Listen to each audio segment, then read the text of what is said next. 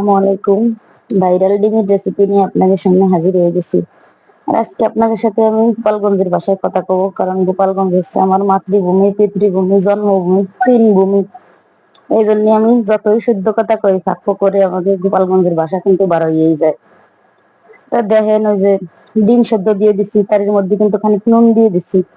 আর না, কেউ দেয় তেল, কেউ দেয় সিরকা, যে যাই দেন না কেন ওইগুলো কাজ হয় না। এবং নুন দিয়ে দেবেন, তাই দেখছেন একেবারে তেলের মতো করে খোসাটা উঠে গেছে।